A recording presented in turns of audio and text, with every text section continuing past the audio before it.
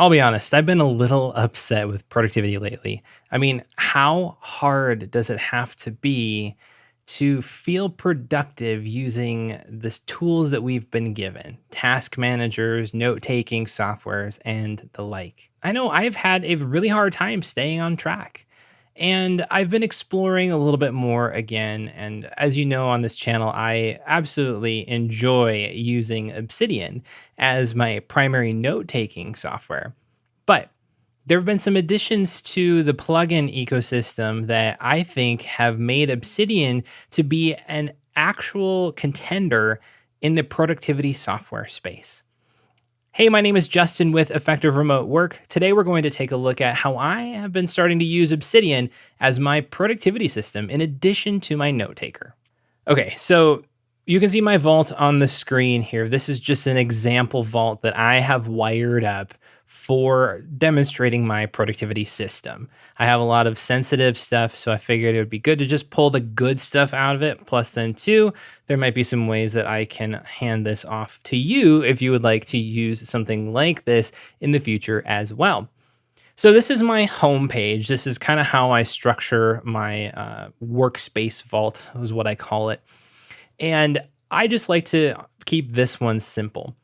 I tend to have different maps of content that go into different areas or different places where I'm primarily or actively working. So you can see here under dashboards, I have themes and reviews map of content, strategic plans map of content, and the project execution dashboard. A dashboard for me is a place where I'm storing information that's relevant to me, and it all kind of centers around a theme. It's a place where I go to access that information. It's a place where I go to use that information and engage with it. I also have areas down here too, pertinent to my life, effective remote work, as you can see here, discourse, my day job. That's where I can link notes about those specific areas, or if I'm processing through projects or ideas, those notes will get linked to those as well. So I have a nice, easy place where I can go in and just kind of browse around and see what I've been working on, thinking about for each one of those areas. Now you might be wondering, how am I productive in this system? What is the system here? Well, it's actually very lightweight. So over on the left-hand side, you see I've got a handful of folders here. This 100 daily notes is where all the daily notes live. 200 is for strategic plans. I'll talk about that in just a second. Annual reviews, and then workspace. The workspace folder is for basically everything else. I don't like to have a lot of top level items in my workspace vault or productivity system. And so as a result, I just shove all those in the workspace. So if there's a new note that's created, it'll automatically get created here unless I want to pop it up to the top level, for example, with some of these dashboards that I access on a very regular basis. So looking into these dashboards, you can see I have themes and reviews, strategic plans, and project execution dashboard. The way that I view these is I just recently did a podcast on this topic about how productivity, we tend to spend too much time at the tactical level, that is handling the projects and tasks. And if we spent more time at the visionary or strategic level and figuring out what is the most important thing for us to focus on in relation to where we're going in life, that makes the tactical level that much easier. So the themes and reviews are really my visionary level. That's where I'm looking at the year and more big picture items, seeing where I'm at, seeing where my life is at, and trying to determine what might be worth pouring into or investing into in the next upcoming season.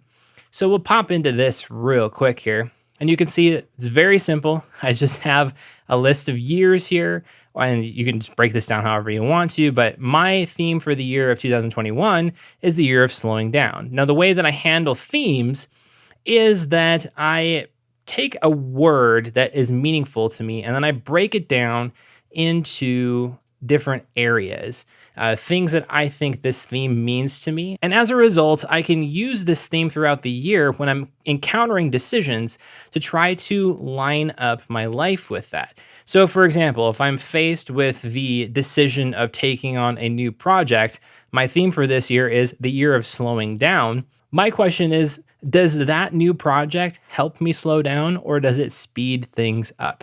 If it speeds things up for me, then likely I'm not going to take it on.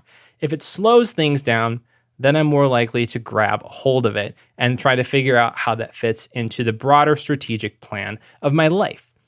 The other thing that I do at this level is an annual review. I've done another video, which I'll link up here in the corner, but basically my annual review is the time where I set the yearly theme. Plus it's the time where I try to figure out if there's any area of my life that needs some extra attention.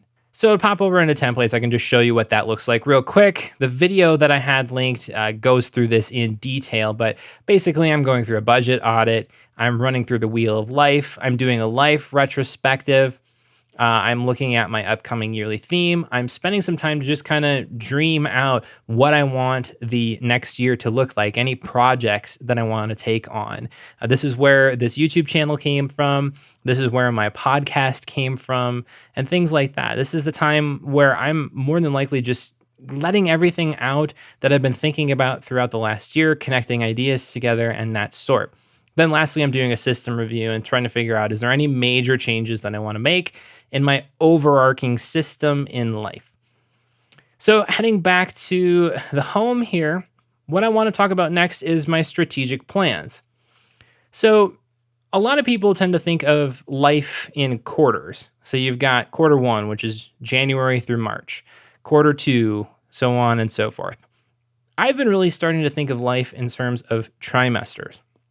And this is because life tends to break down naturally for me in terms of trimesters. We have January through April, which is more of the darker, wintry times where it's super cold out where I live, can't really get outside to do too much.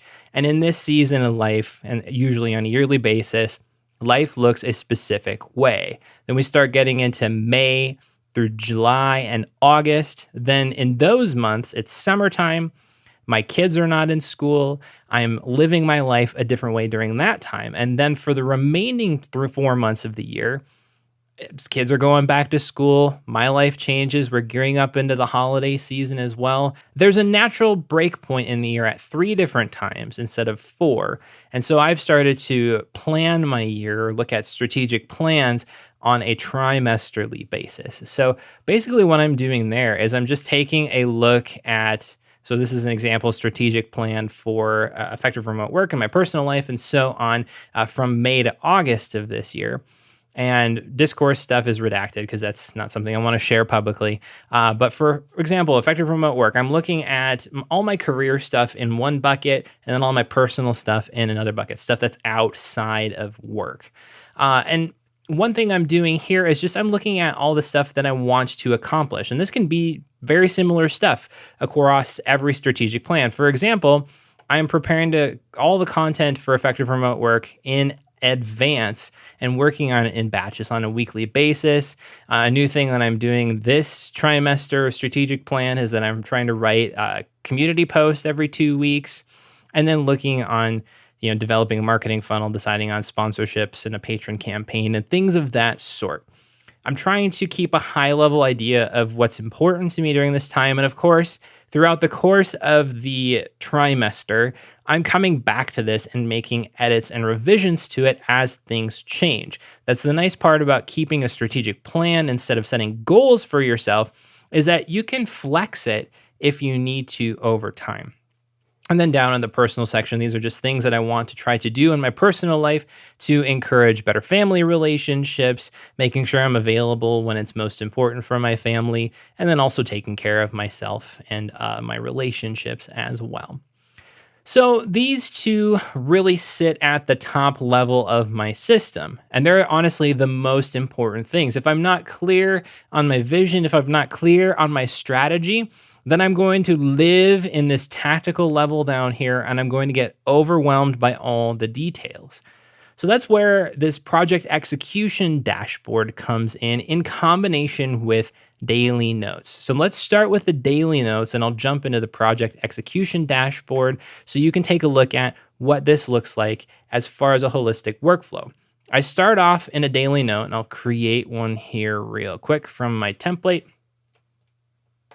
And you can see I've just got links to the previous and upcoming days here. I've got a spot where I can note down any specific notes that I want to remember from the day, or I can link to meetings from that day so it stays in chronological context. And then I'll also link those meeting notes to the relevant projects under the execution dashboard.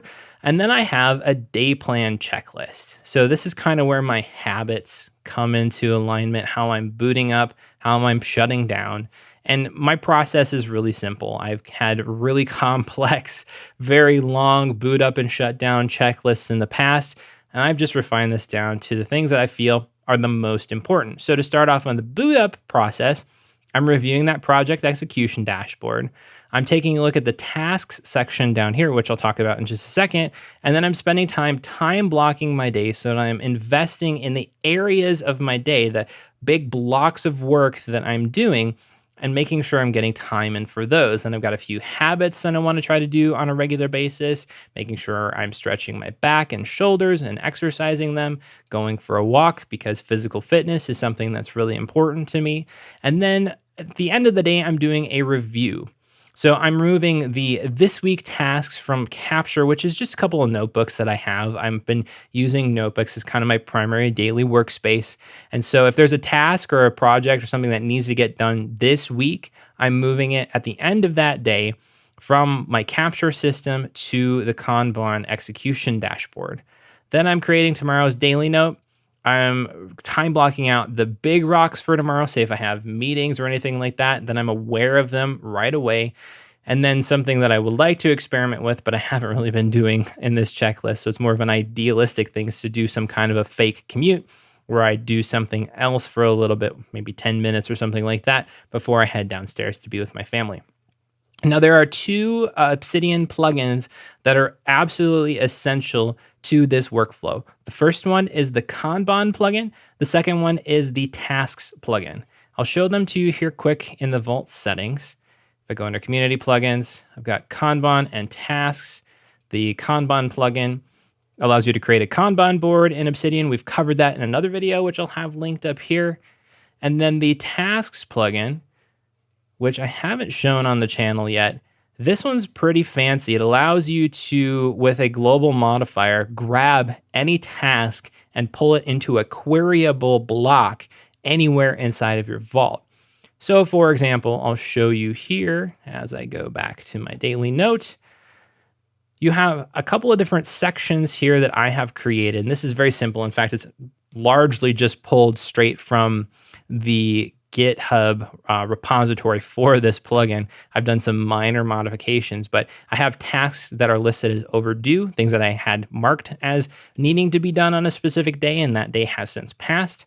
Due today, no due date means it's just due anytime, and then tasks that are done today, so I can keep a log of things that I've checked off on that day, if it's important to me. Now, do note that these tasks up here do not fall under this list because they don't have the task global note here, or modifier tag really is what it is.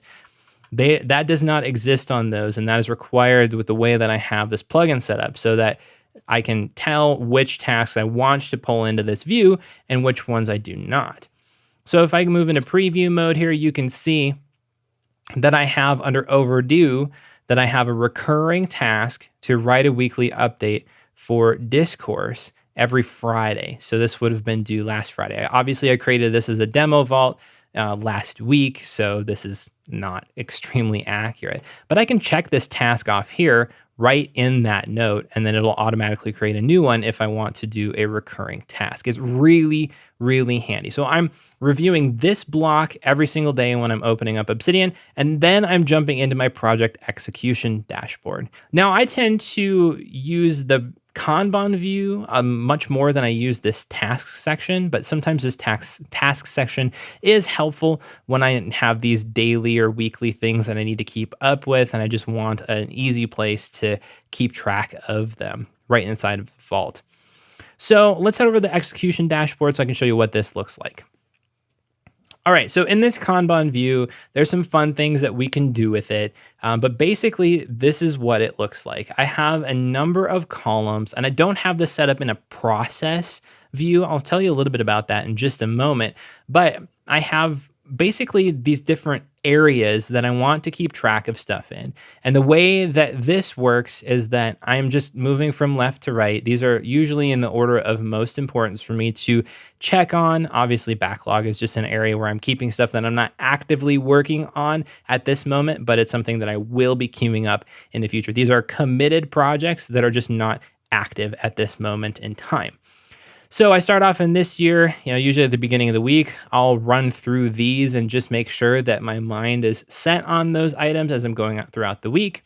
I'm also grooming this backlog to make sure it's ordered in the proper way. And then as I move over here, there's a couple of different columns. There's this projects in flight, writing, coding, research, learning, production, admin, Misc, waiting on, incubating.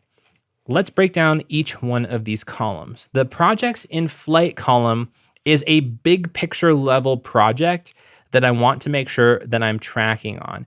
It's not necessarily a piece of work or a smaller order project that I can fit in one of these other columns over here, but it's a big picture project I'm going to be working on for months at a time, or something that I'm working on an ongoing basis. It's something that I've committed to, and there will be lots of little projects that will churn out of this over the course of probably months or maybe even years. So for example, here I have Obsidian made simple. Now, one fun thing that I've been doing with this projects and flight column is that if I have other people who I'm collaborating with, or if I've delegated something to someone else, there's this neat feature in the Kanban plugin where I can pull in metadata about it right onto the card.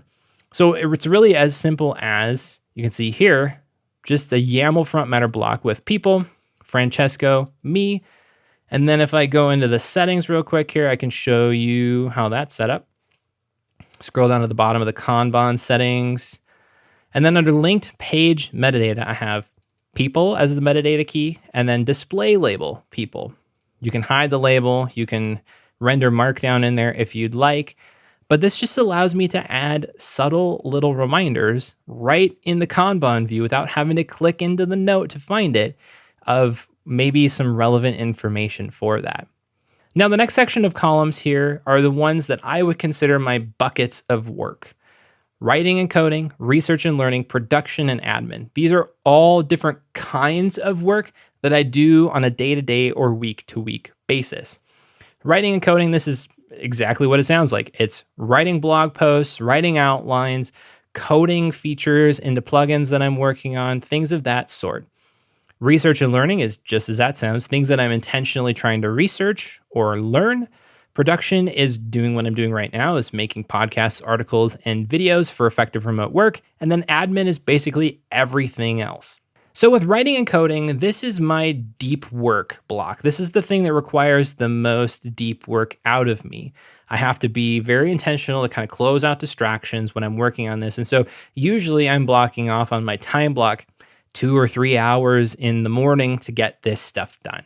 The rest of this can usually be peppered in throughout the rest of the day. I don't have to worry about it too much. The last of these blocks over here is the miscellaneous one, waiting on and incubating. Miscellaneous is just anything that doesn't fit into those blocks that I want to track. At some point, it can be a little tiny task that doesn't fit into admin maybe, or maybe it's just another little thing that I'm thinking on. Waiting on is an item that I don't want to actively deal with over in one of these columns right now, and I'm waiting on something to happen.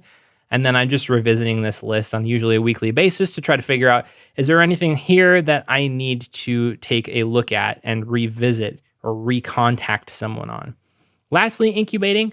This is a list of things that I'm just chewing on in my mind. I'm not actively committed to these ideas as a project yet, but instead I wanted to create a place where they could go, and then I could have notes associated with them so I can dig into them and try to process them out at some point in time. It just allows me to gather my thoughts together in one place so that if I do decide to go ahead with a project, then I can move it right into one of my other columns and start working on it. Okay, so you might be wondering about general workflow. How do I do this? Now, obviously, you do have to live at the tactical level to some degree, but the way that I start my day is I'll open up Obsidian here and I'll open up a daily note. Let's say I'll create the daily note for tomorrow.